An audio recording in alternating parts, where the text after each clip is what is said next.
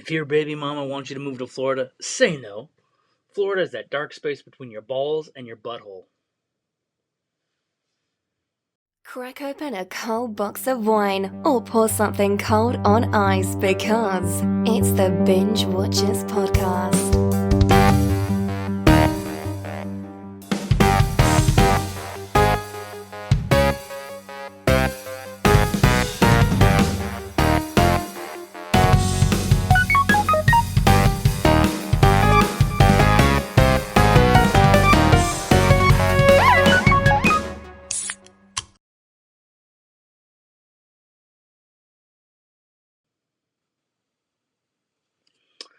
There's a new Ryan Murphy show. It's called The Beauty. There's an STD that makes you more attractive as it kills you. It's supposed to have Ashton Kutcher and Evan Peters. Uh, you know, it may not have Ashton Kutcher if he has to go on a sabbatical, because his name's being thrown around by the media in association with them Diddy parties. So if he was at them Diddy parties, I don't know. Maybe Ashton Kutcher takes a vacation instead of stars inside of The Beauty. The content in that is also funny too. It's all ironic, right? Evan Peters, he's a good actor. He played a serial killer. What was that thing? The thing where he was like trying to convince his neighbors in the apartment that he wasn't eating people in his sub sandwiches. I can't think of the killer's name. Anyway, you'll look it up. Evan Peters, he was in a miniseries, played a serial killer. Oh, you also might know him from the X-Men movies as the kid who runs fast. Quicksilver. Let's see. Jason Clarke, he's going to reunite with Zero Dark 30 director Catherine Bigelow for her next untitled thriller at Netflix. I don't really care that it's on Netflix. I do care about the director, Catherine Bigelow. She's one of my favorite directors. She did Near Dark, which is a vampire movie. It's one of my favorites. If you're trying to fill a void in your Halloween season lineup, go look up Near Dark. You might like it. It was the Twilight before Twilight. And I don't really like to associate them, but that's how most people associate the movies. They're like, oh, it's a vampire romance. It sounds like Twilight. No. Near Dark is 1,000% better than Twilight. But, you know, a guy gets mixed up with a vampire motorcycle road gang or whatever. You know, it's got Lance Henriksen as like the Dracula-esque gang leader. You take a look at it. Oh, it also has, is it Bill Paxton from Aliens and a bunch of other things? Yeah. Yeah, man. Kirsten Dunst joins Channing Tatum in Roofman, a true crime film directed by Derek Clarifence. I don't know who that guy is. His last name sounds like either Clear France or Clear Offense. I don't know. But it's about the notorious rooftop robber. I didn't know that there was a robber famous enough to be associated with rooftops called the rooftop robber. So we'll see. It's probably like a detective movie, right? Like a crime story. But everybody's all jonesing for true crime these days. Who knows? Let's see. Spider-Man 4 has Venom rumors. Null. The Symbiote King. The King in Black. There might be a bleed over. Are we finally going to get Tom Holland's black suit Spider-Man in a Spider-Man movie? I don't know. Maybe. But they'd have to clean up some of their storylines because they haven't really had a good time trying to match the Sony Spider stuff with the Marvel Spider stuff. That was home video headlines, by the way. Usually I say that at the top, but I guess I just kind of rambled into what was going on with TV and movies. All right. The movie of the week. Tonight's movie. And some trivia about it. Lurking Fear. There's like monster people under the local graveyard. They're eating the townspeople. So some of the townspeople, they band together. They're going to try to get rid of them. Meanwhile, there's grave robbers looking for some loot that one of their own had double-crossed them for and buried at the cemetery. However, the monsters turn out to be related to the rascal main character, whose father actually is the one who buried the money. It's loosely based on an H.P. Lovecraft story. Writer-director C. Courtney Joyner had a lot of problems working with John Finch. John Finch in the movie plays like the British gang leader. I don't know what you... I mean, it's fake mobster stuff? I don't know. Anyway, he's... I guess John Finch wouldn't listen to basic direction, such as like cutter action, and he wanted to do things for his character of Bennett his way. I mean, that's... I don't know. That's like an actor with an ego trained in the classic British style, who wants to railroad a movie and thinks he's making the best decisions for the script and the character. Who knows? Happens a lot. It's an ego trip thing in movie making. The director said that he regrets not being more in control as a director and has gone on to say he chalks it up as one of his mistakes. This was early on in his career, so it's a rookie mistake for rookies.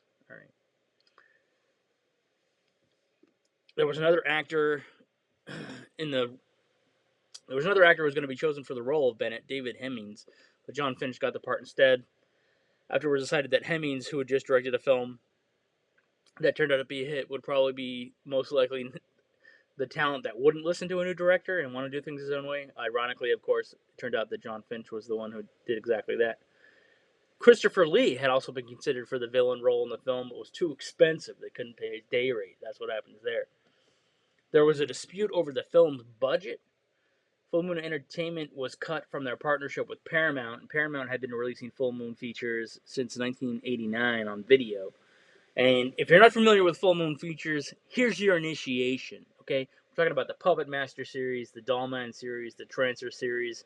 There's a vampire saga called Subspecies, which includes a side story called Vampire Journals.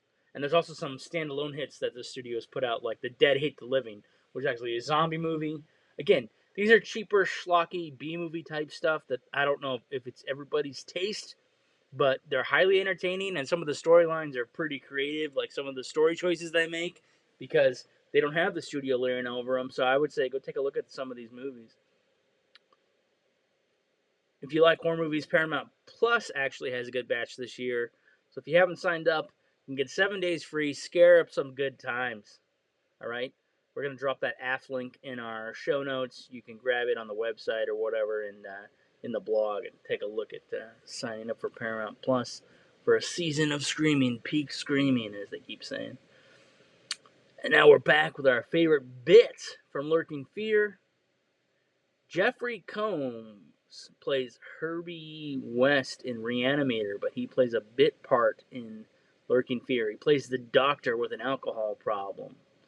I don't know, man. Have you seen Reanimator? Have you seen The Frighteners? He plays Milton, which is a special agent assigned to the case. He's actually Dr. Mordred in a Doctor Strange-esque movie that Full Moon made, where he's a magician. He's been on lots of horror stuff. He's an iconic horror actor. He's also oddly cast in like several H.P. Lovecraft adaptations. Like there's like a correlation here.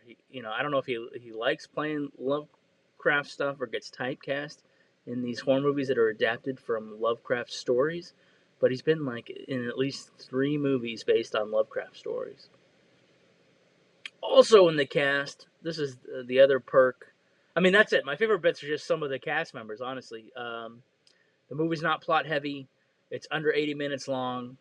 It's monsters, a little bit of blood, bad dialogue, and incoherent plot points. But it also has Ashley Lawrence, who you might know from Hellraiser fame.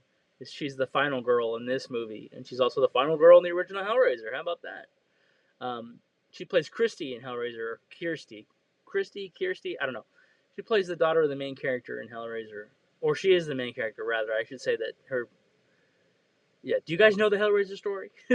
There's a puzzle box. It's cursed. If you solve the puzzle, demons from hell are going to take your soul away. But her dad and her uncle were messing around with the box, and the uncle wanted to get rid of the dad because he was in love with the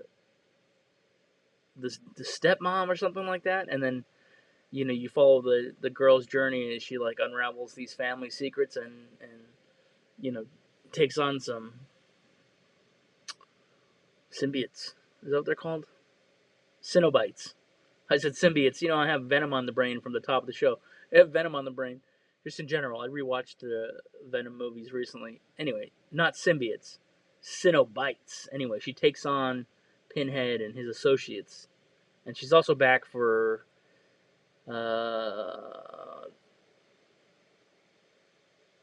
she's in Hellraiser 2. I don't think she's the girl in Hellraiser 3. I think they're done with her by the time 3 comes around. I think that's a new character. Let's see. Man, I need to revisit my Hellraisers. Getting their plots mixed up. And 3 is actually my favorite. I think we've said that. 3 in the new one. Anyway, I have a definitive ranking from last year. You dig that up on my social stories or something. Let's see. So, how do we rate movies on this show? Well, we do this thing like binge now, binge later, binge never. Binge now, you gotta watch it now. That's how it breaks down. It's either watch it now, watch it later, or don't watch it at all because you're gonna waste your time. Um, this is how I broke down the ratings in here. I feel like Jeffrey Combs is not fully utilized in this movie. The creepy old church cliche, we've seen it in Demon Knight. I was looking to see if which one of those movies came out first, if Demon Knight came out before Lurking Fear. And Lurking Fear was actually released first because, the idea of a group of people trapped in a church fighting monsters, trying to board it up. I mean, they're so similar. But I guess that's like a trope. If you look up movie tropes, yeah, it's like a couple refugees or survivors locked down in a location trying to survive the night is used over and over again in movies, especially horror movies and action movies too. Really, um, I had a question in the movie that I didn't notice. Oh no, wait, I got to back up here. So later on, they're gonna make a movie called Castle Freak from Full Moon Studios, same thing, and you're gonna get Jeffrey Combs, but this time you're gonna bring in Stuart Gordon and Barbara Crampton. Now Stuart Gordon was supposed to direct Lurking Fear, and Barbara Crampton was supposed to star in Lurking Fear, and then what happened is I don't know, it didn't work out. They didn't get the deal together, but then they go on to make Castle Freak like a year later, and of the two movies, they have similar plots, similar cast members, and it's the same studio. Which one is superior? Castle Freak might be a little bit better, but Castle Freak is considered like Stuart Gordon's worst movie by a lot of people. Not me. I'm just reading the trades, letting you know, filling you in what they're doing. I like Lurking Fear and Castle Freak, but I mean I'm trying to get critical for the rating here. I want to know where the gas truck comes from. At the end of the movie, they cause an explosion. I mean, they were setting booby traps in the beginning, but then because the grave robbers, the gangsters, show up looking for their money, they undo all the booby traps, which means they can't kill the monsters the way they planned, right? With some dynamite. So then at the end of the movie, the final girl, she suddenly appears with a gas truck. She mentions a truck earlier, but when she goes to get the truck to drive the survivors out of the church and just try to escape via road, even though it's getting flooded out because there's a massive storm. Oh, that's another major plot point, is that the monsters come out during storms because their little underground cave gets flooded or something, and then they go hog wild. Um, yeah, there's a giant gas truck, like you would see the kind that like refills gas stations or airplanes, and I'm not sure where the hell would you get a like industrial grade gas truck at an old church in the middle of some town in nowhere. You know what I mean? It's just not logical. It's like if a gas truck like that had to go to a town like that, it's probably like once a month or once every couple of months to refill the local gas station. You know what I mean? So, and if freaking comes out of nowhere in the last like 5 to 10 minutes of the movie to cause an explosion that annihilates God the monsters. I've been very careful not to say the word mongoloid because society doesn't like that word, but I'm thinking about like if these monsters who are cannibalistic are really related to the main characters, then they're not really monsters at all. They're just birth defects, right? That's the other thing that nobody really addresses fully in the movie, that they're actually just humans with issues who live in an underground cave. So that's the other thing. I don't know if it's like inbreeding or something, but like that episode of The X-Files, I think is adapted from the same H.P. Love story. Maybe. Or it's very similar in content. Um,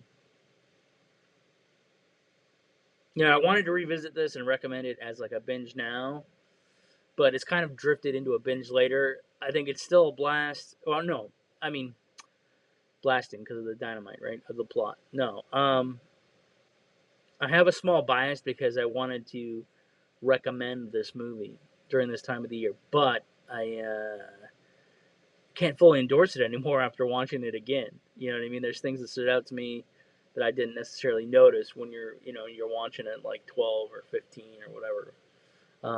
And you forgive some of these things that stand out. I think most would say it's a binge never, but because I'm the one recommending it to you intentionally, I think I have to hold on to a binge later, but it's wavering. It's between if you looked at it, if it was if it was a dashboard display, empty tank of gas, half a tank of gas, full tank of gas, but in place was binge now would be the full tank, the middle tank, the halfway point would be binge later, and binge never would be an empty tank of gas. The little meter is teetering, the little arrow is teetering between binge never and binge later. So not by very much. I mean, we're taking our chances, cruising the highway. There's let's see what's going on with the fan service. We're moving on now. We rated it. We've told you our favorite bits. If there was any to be had, we're moving on. Fan service. What are the fans start chiming in and talking about? There's actually this strange phenomenon happening. Like, the clips are getting reactions, which is great, but sometimes the internet experts are chiming in, to correct my opinions or complete the facts that the clips are too short to cover. But it should be obvious that they're clips from the complete show. Like, my channels are labeled podcaster Johnny Spoiler, host of a podcast. I don't know if I should say LOL or F my L. You know what I'm saying? Like, fuck my life. FML, because it should be obvious that you're not getting the full story. The clips are just supposed to entice you to go and then find the long form content, the LFC, if you will. Staff picks. If I watch something else besides the movie of the week that I want to recommend, and if Lurking Fear is not your cup of tea, and it's not going to make it to your Halloween lineup, the new Salem's Lot is on Max. It's kind of like the cliff notes of the novel is in this movie. The town is infested with vampires, and there's a cursed house, and later we find out there's like an extended mythos of this place from like the Dark Tower tie-in. But that's many books later. All you really need to know is there's a haunted house. Vampires are investing in the town. Investing? Yeah, vampires haven't. Actually, they did, because the guy bought an antique store that nobody had. He renovated some of the businesses in town, and he bought the haunted house. So yeah, he did invest in the town. So the main vampire invests in the town while also infesting it with vampires. That's kind of a funny way to talk about the movie. Gentrifying it with vampires. All right, the supporting cast is strong. The new Ben Mears is a good Ben Mears, played by Lewis Pullman, who I think is like acting royalty. He might be one of the sons of Bill Pullman, the actor. He's actually in this movie I like called Bad Times at El Royale. He's younger in that movie. He's also younger in Strangers Pray at Night, so I didn't realize he's kind of grown up into a full-blown man. Like, I think he's a teenager in both those other movies.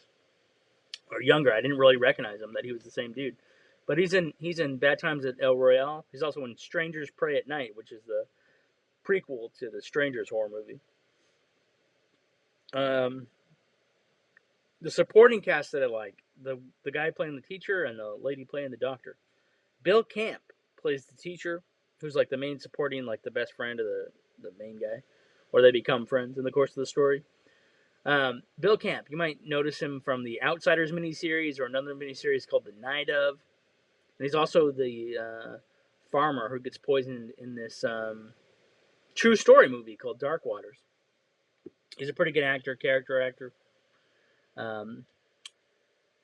The name of the lady playing the doctor, I may not say her name correctly, but she's very recognizable. You've seen her in a bunch of stuff. Alfre Woodard. Alfre Woodward. I didn't realize she was the scientist that gets picked up and helps Captain Picard in Star Trek First Contact when the Borg travel back in time and they're trying to take over Earth. She's a scientist working on like the first launch of the Earth's first warp drive ship or something, and then she becomes like the main supporting cast in that movie. I didn't realize that was her. Let's see. Anyway, I like her in the Star Trek movie, so I'm just saying she's good in pretty much anything you come across her in. The glowing crosses. So the crosses radiate when they get near vampires, and you can use them to deter them as a deterrent. And then there's like an invisible force that repels the vampires like out of your location. It's like hurricane force winds. They're thrown through the air. They're gone. If your faith is strong enough, so its faith is like weaponized in this movie, but it's a pretty cool effect. So they get repelled. That's pretty cool. In the original Salem's Lot, it was too long between like the suspense and the supernatural. Like, we don't get to this iconic floating child vampire scene until about like an hour in. It's like the clip that they use when they're doing like when channels are promoting, we're gonna have horror movies this year, or we got special movies on Criterion, or we're doing a bunch of Stephen King movies. They always play the clip of the kid floating towards the window. It's an iconic shot in cinema now. But that doesn't actually come into the original movie until, oh, I guess I should back up and explain. I went and rewatched the other Salem's Lots movies that came out after watching the remake, the new one. So anyway, so I want to cover all of them for you. So another interesting thing is the Glick mom. There's two brothers, Danny and Ralphie Glick. They're in both movies. They're like some of the first victims to get vampirized, and then their mom gets infected. Anyway, the Glick mom becomes super hot in both movies after she vamps out in the morgue. Just FYI, some eye candy for you. Return to Salem's Lot. I think this is like the superior Salem's Lot movie. The vampires in there want the main character, who is an anthropologist of like the lowest order. He does like schlocky documentary stuff. They want him to make a vampire Bible and then document everyday vampire life, which makes you wonder if the guys who made What You Do in the Shadows saw Return to Salem's Lot, because there's a lot of fodder for their creativity in this movie.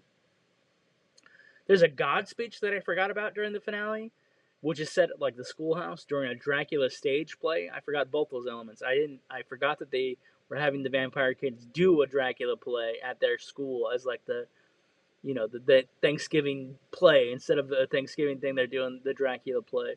But I forgot that one of the main supporting guys, who's kind of like a Dr. Van Helsing type, only though he's not. He's really looking for he's a guy looking for WW2 war criminals. He's like I don't know if he's a private detective or who he is, but he stumbles into the town while the main character, is trying to.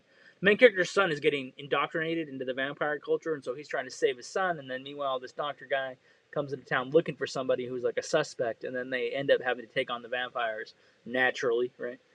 And then there's a point where the doctor and the main vampire are kind of having they're about to get their fight on or whatever. It's like it's a boss fight, guys. They're about to encounter. And then like he asks him about like, crossing over, death on the other side, and the main vampire talks about how great it is. Like everything's great over there. And I'm like, whoa, whoa, whoa. I don't remember them talking about this scene, this subject, but it's kind of interesting the way the movie unravels it, which makes it a better movie. There you go. Let's see.